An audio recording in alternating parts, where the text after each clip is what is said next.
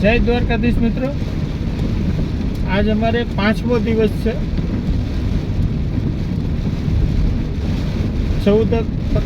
15 August છે આજ independence day. કાલે અમે હતા મહાલક્ષ્મી મંદિર કોલ્હાપુર.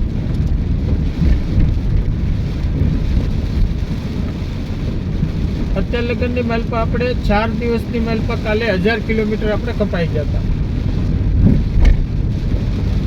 અને આજે અમે એન્ટ્રી થઈ ગયા છીએ કર્ણાટકની માલપા. મહારાષ્ટ્રની બોર્ડર છૂટી ગઈ છે, હવે કર્ણાટકની માલપા અમે જઈ રહ્યા છીએ. આહિર રેજિમેન્ટની જાગૃત અભિયાન લઈને છીએ અમે. આખો ભારત ફરવાના છીએ. વિચાર એવો હતો કે આપણે અહીંથી કર્ણાટક ને સાઉથમાં જવું તો ત્યાં થોડુંક આપણને અલગ ફીલ થાય એમ. પણ અહીંયા આવ્યા પછી એવું લાગે છે કે નહીં, એટલું બધું તો કાંઈ છે નહીં.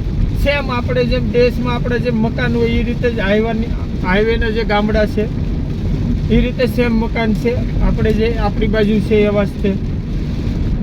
2 પડાળિયા, વિલાયતી નળિયા,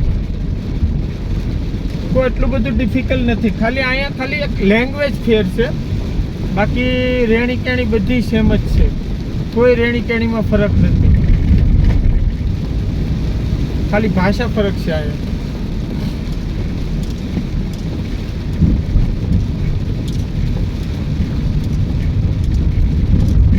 અને કાલે મહાલક્ષ્મી માતા મંદિર, આજ સવારે મહાલક્ષ્મી માતાના મંદિરે અમે દર્શને ગયા હતા. જેવું વિચાર્યું હતું એની કરતાં બહુ ભવ્ય મંદિર છે. પણ પહેલાં આક્રાંતાએ તોડી નાખેલું છે, એટલે ખાલી ઉપરનો હિસ્સો તોડેલો હતો એ નવો બનાવ્યો છે. બાકી નીચેનો જે હિસ્સો જે છે એ વસ્તુ તમે જોઈ ગયા હોય ને તેમ લાગે કે આ મંદિરની ઉપરને આકર્ષિત કેવી ભવ્ય હશે. કેમ કે આવી આકર્ષિત તો આપણે હજી લગન મંદિરો બહુ ફર્યા છે, પણ એવા મંદિરની આકૃતિ જે છે ને, આટલી ડીપ આકૃતિ હજી લગન મેં નથી જોઈ. આખું પથ્થરનું મંદિર બનાવેલું છે. અંદર દર્શન કર્યા હતા, માણસો મળ્યા અંદર આપણને બધાય. આપણે એનો ઇતિહાસનો વિશે પૂછ્યું હતું બધાને. ઇતિહાસ તો બહુ જૂનો છે કે હજી એ મંદિરનો કોઈ ઇતિહાસ એવું નથી કહેતો કે આ કેદી બન્યું છે. કેમ કે એક શક્તિપીઠ છે લક્ષ્મી માતાનું. જાતા દર્શને ના, બહુ સરસ હતું, પબ્લિક હતું, રિસ્પોન્સ આપણને ત્યાં સારો મળ્યો છે. બધા માણસો મળ્યા હતા. આપણે ટી-શર્ટ જોઈને બધાએ પૂછ્યું હતું કે આ શું છે. પછી આપણે એને ડિટેલ વાતે કરેલી છે બધાને કે ભાઈ અમે આ રીતની એક આહિર રેજિમેન્ટનું જાગૃત અભિયાન લઈને અમે નીકળ્યા છીએ. આખા ભારત ફરવાના છીએ. 30,000 કિલોમીટરનો રૂટ છે અમારો. અમે સુરતથી નીકળ્યા છીએ. આજે 4 દિવસ અમારે ત્યાં જ તે 5મો દિવસ સવારમાં હતો અમારે મંદિરે. મંદિરેથી તમે નીકળી ગયા છીએ ત્યાંથી. મંદિરના ફોટા હોતેનું અંદર નાખી, જે મહાલક્ષ્મી માતાનું મંદિર છે. બહુ ભવ્ય મંદિર છે. અને આગળનું જે એન્ટ્રી ગેટ છે એમ લાગે કે આપણને લાગે કે કોઈ રજવાડું અંદર હશે, પણ જેટલું મેન્ટેન આ લોકોએ અહીંયા રાખેલું છે ને, એટલું મેન્ટેન તો બહુ ઓછી વસ્તુ રાખે આ લોકો. બીજે બહુ આલિશાન મંદિરને રજવાડું છે અંદર, શિવાજી મહારાજ વખતનું. બસ એ જ તે વાતું છે આપણી પાસે. રૂટમાં છીએ આપણે 5 દિવસ. અત્યારે તો ત્યાં લગન તો કોઈ તકલીફ નથી, આનંદથી જાય છે. વરસાદ આવે વયો જાય, મોસમ સારું છે અત્યારે અહીંયા સાઉથની માલપા. મહારાષ્ટ્રની માલપા તો અમે નીકળ્યા હતા 4 દિવસ તો બહુ ઓછો વરસાદ અમને જોવા મળ્યો હતો. પણ આ સાઉથમાં એન્ટ્રી કર્યા પછીનો વરસાદ ચાલુ છે. એરિયો થોડોક ડિફિકલ્ટ પડે આપણે ગુજરાતી માટે. ખાવા પીવાનું થોડુંક ડિફિકલ્ટ થાય આગળ. મેન વસ્તુ તો આગળના રૂટની માલ પર જતા ખાવા પીવાની થોડીક તકલીફ રહે. કેમ કે આ લોકો જ્યાદા અહીંયા નોનવેજ વાળા છે. હોટેલું નથી. એટલે ધ્યાન રાખશું, જેટલું સેફટી રહે એટલું રાખીને ધીમે ધીમે હાલા કરશું. થોડો ઘણો સૂકો નાસ્તો લઈ લેવું હારે ગાડીમાં આગળથી, નહીં કે જે અમુક વસ્તુ રૂટમાં આપણને ન મળે તો એ વસ્તુ યુઝ કરી શકીએ આપણે. બસ હવે તમારી ઉપર છે બધાને. હું તો આપણે એક સમાજનું કાર્ય લઈને એક જાગૃત અભિયાન ઉપર છું કે એથી જેટલા આપણે માણસો મળે એને આપણે વાતચીત કરીએ છીએ. મને એક સરસ કામ કરો છો. એક આર્મી માટે તમે કે આર્મીની માંગ લઈને તમે કે આખું ભારત ફરવા નીકળ્યા છો, એટલે બહુ અજબની વાત કહેવાય કે તમે આવડો મોટો સાહસ કર્યો 2 જણાએ આખું ભારત ફરવાનું, કે જે રૂટની માઇલ પર આપણે કોઈ દી આપણે ગયા ન હોય એવો રૂટ આપણે લેવાનો છે, કે ત્યાંની શું પરિસ્થિતિ છે, કેવું છે, એ વસ્તુ તો હજી આપણને નથી ખબર. આપણે બસ આગળ જઈએ છીએ, કેમ કે સાઉથનો રૂટ તો હજી લગડ મેં નહોતો લીધો. એટલે આ સાઉથ તો મારું પહેલું જ વિઝિટ છે આખું. સાઉથની માલ પર કમસે કમ 10 થી 15 દિવસનો રૂટ મારો સાઉથમાં રહે, કોલકાતા પહોંચી ત્યાં લગનની માલ પર. પણ એક વસ્તુ છે કે અહીંના લોકો આપણે હજી પહેલો જ દિવસ છે એટલે એટલું બધું કાંઈ આપણને ડિફિકલ્ટ પડ્યું નથી. બહુ સારું છે, કાંઈ ટેન્શન નથી. રોડે સારા છે, વરસાદ આવે કરે, મોસમ સારો છે. એટલે સરદારજી 2 ભાઈઓ હતા, એને મને નંબરે આપ્યો છે, કોન્ટેક્ટ નંબર, કે તમે પંજાબ સાઈડ જાઓ તો કોન્ટેક્ટ કરજો. ત્યાં કે આપણું રહી છે, ત્યાં આખું ફેમિલી છે. એ લોકોએ ત્યાં લગનનો આપણને એટલો રિસ્પોન્સ આપેલો છે કે એના નંબર આપણને આપી દીધેલા છે. અને આપણને એને જઈ આપણે પંજાબની માલ પર એન્ટ્રી કરશું તો અમૃતસર જવાના છીએ, ગોલ્ડન ટેમ્પલ. તો અહીંયા અમૃતસરમાં જ આ લોકોનું ફેમિલી રહી છે. એટલે એને એમ કીધું કે ત્યાં જઈને અમૃતસર નહીં, કે ત્યાં જઈને તમે ફોન કરજો તો રાત રોકાવાનું એ કે અમારી ઘરે રાખજો. એટલી વિનંતીથી આપણને કીધેલું છે એ લોકોએ કે નહીં, ત્યાં રાત ત્યાં કે તમે પંજાબની માલ પર એન્ટ્રી કરો તો તમને કે પંજાબની અમારી ઘરે કે એક રાત રોકાજો અમૃતસર આવો ત્યારે. મેં તો કાંઈ નહીં, જોઈએ હવે જે પ્રમાણે ટાઈમ હશે એવું કરશું. નંબર આપ્યો છે, આપણો નંબર લીધો છે એને યુટ્યુબ ઉપર આપણને ફોલો કર્યો છે. કે જે બહારના જ્ઞાતિવાળા આટલું શેર, આટલી વસ્તુ, જે વસ્તુ આપણે જોવે છે અને આટલું ઓલું વિચારે કે નહીં સારું કામ કરે છે, પણ આપણે જ ગુજરાતની માલ પર આહિર રેજિમેન્ટ શું છે ને એ હજી અંતા જ નથી ખબર. અડધા માણસોને તો આપણે ગુજરાતમાં જ હતો ત્યારે મેં વાત કરી હતી, એ લોકો તો એમ જ કહેતા હતા કે એ શું, આપણને શું ફાયદો, આપણને શું કામ આવે.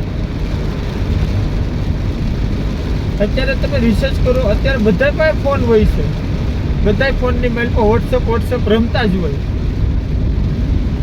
રિસર્ચ કરો થોડીક, આહિર રેજિમેન્ટ શું છે અને આહિર રેજિમેન્ટ આપણે શું લેવા જોતી છે અને આપણે માંગ 50 વર્ષથી શું લેવા હાલે છે. બસ આજ એક આપણે જાગૃત અભિયાન લઈને નીકળ્યા છે કે બધાને એક જાગૃત કરવાના છે. બધાએ જેટલા આપણે ગુજરાતની મેલ પર આયરો છે થોડુંક ધ્યાન આપો સમાજ વિશે. સમાજને આહિર રેજિમેન્ટની થોડીક જરૂર છે, આપણે થોડીક નહીં એટલે બહુ જરૂર છે. 50 વર્ષથી જે વસ્તુની માંગ આલી જતી હોય અને આપણે એની ઉપર એટલું વિચાર ન કરતા હોય.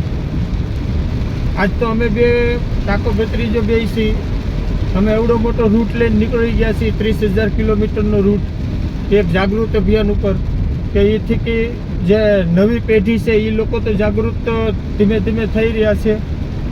અને અમારી પછી કોઈ બીજા હોતે નીકળશે પાછા આહિર રેજિમેન્ટનું લઈને. અને જરૂરી છે આ વસ્તુ કે જેટલું તમે બહાર નીકળશો આહિર રેજિમેન્ટનું લઈને એટલી માંગમાં થોડુંક વધારો થતો જાય. બસ એ જ કહેવાનું છે. જય દ્વારકાધીશ ભાઈઓ. મારી ચેનલ છે, યુટ્યુબ, ઇન્સ્ટાગ્રામ છે, ફેસબુક છે, ફોલો કરો.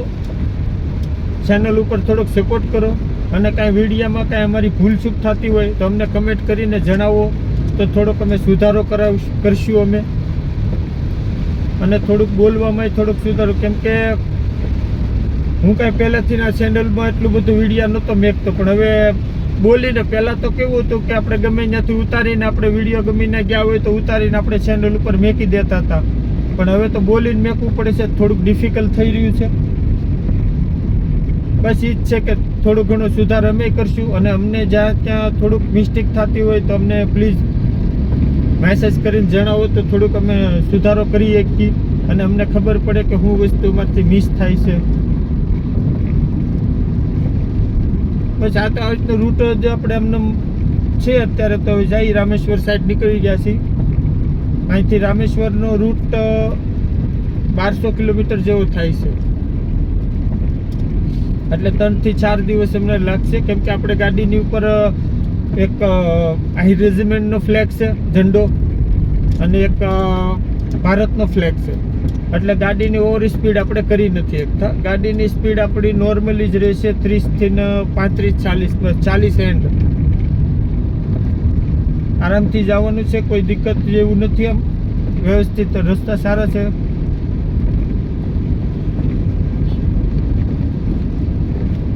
અને તમે થોડુંક ધ્યાન આપો ચેનલ ઉપર કે અમે 30,000 કિલોમીટરનો રૂટ આપણે એક સમાજ માટે થઈને આપણે લઈને નીકળ્યા છીએ, અને અમે જે કાર્ય કરી રહ્યા છીએ એક સમાજ માટે જ છે, અમારી પોતા માટે તો કોઈ છે નહીં, એટલે અમારે બહુ ધ્યાન રાખવું પડે હંધે. બસ એ જ કહેવાનું છે. બધા ભાઈઓને જેટલું થાય એટલું સપોર્ટ કરો અમને, કે અમારો થોડોક રૂટ આસાન થતો જાય. તમે અમારા વિડીયો જુઓ, શેર કરો, ફોલો, સબસ્ક્રાઈબર કરો, તો થોડુંક અમને મોટિવેશન મળે કે નહીં, કે આપણને સપોર્ટ કરે છે અનમેલ પણ. જેટલું તમે અમને સપોર્ટ કરશો એટલો અમને થોડોક ઉત્સાહ રહે, વધારે પડતી ઉત્સાહ રહે કે નહીં આપણો સમાજ આપણને વાહે સપોર્ટ કરે છે. જય દ્વારકાધીશ મિત્રો.